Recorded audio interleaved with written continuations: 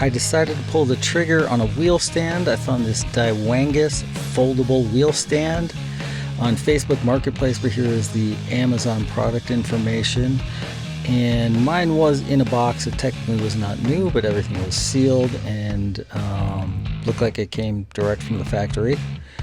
And so I went ahead, unboxed this, and get out a pliers and start pulling those zip ties off. The reason I bought this rig is to be a second rig. Goodbye shifter stand, we don't need that. And I've got my main rig at home with a Fanatec wheelbase and pedals, but I still have my Logitech G29. I still had a PS4 sitting idly, so I decided I'll get a wheel stand, put that together, and put the whole rig together as a secondary rig that I can use when I'm over at my girlfriend's house. So there it is. It's unpackaged. The assembly is literally that. There is no assembly. So you just unfold it, and it's really pretty slick the way that worked. Now it's time to mount the wheelbase.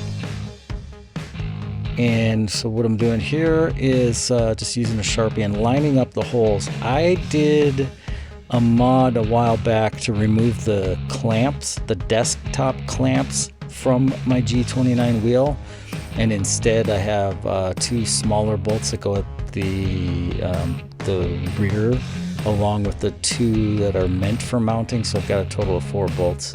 It's just a cleaner way to do it and more secure. And the number one reason I did that, hey you girl, is because the clamps hang down pretty far, and when I mounted this whole rig on my playseat trophy, I would constantly smash my knees, so I got rid of all that.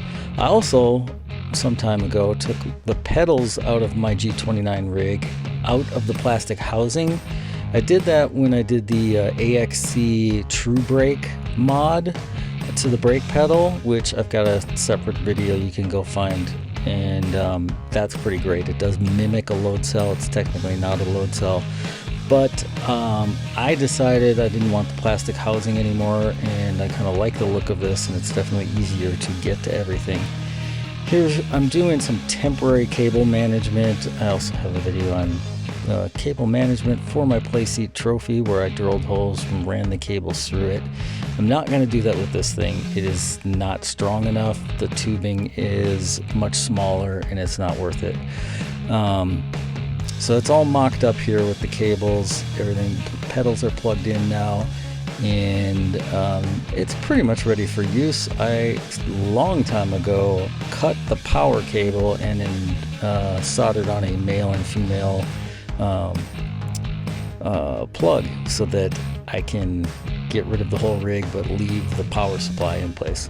So up to the living room for a test drive, and really don't know what I'm doing yet here, so I'm going to let the pedal plate fall onto the cables, which was not great. Good thing it's all temporary cable management. I also didn't really know where I'd want that wheel stand angle to go or the height, but after a little bit of playing with that, we've got it plugged into Gran Turismo 7, and we're going to take a little test drive. I will say, my first attempts with this after being in my playseat trophy with the Fanatec Direct Drive, I almost threw this thing across the living room. Here you can see a close-up though. This is after I just dialed in a little bit. You can see the whole rig is moving. You can also see the flex of that wheel plate. It is what it is. It's a very portable and lightweight wheel stand. It is not a full rig. So that's how I undo it here, and now we're going to see packing it up. Just pull the plate up. There's really nothing to undo. Then you can undo the clamp. That would be the only thing if you really wanted to make it a little more compact. And off we go. Throw it in the car here, and we're going to take it over to my girlfriend's house, and we'll try it over here. The lovely Arizona outdoors. So look at that, sun shining. Who would have guessed? And pulling in, we're gonna pop this sucker out of the trunk. Fits very easily in the trunk. It's pretty lightweight. The wheel stand itself can't be more than, I don't know, 7 or 8 pounds, plus the wheel and pedals. Pull it in here. I did have it velcroed together. I'll show you what I do with these velcro straps. I had it wrapped around the rig, mostly because I was going to take it with me, and I figured that'll help keep it somewhat secure. So here we go, unfolded, lock the wheel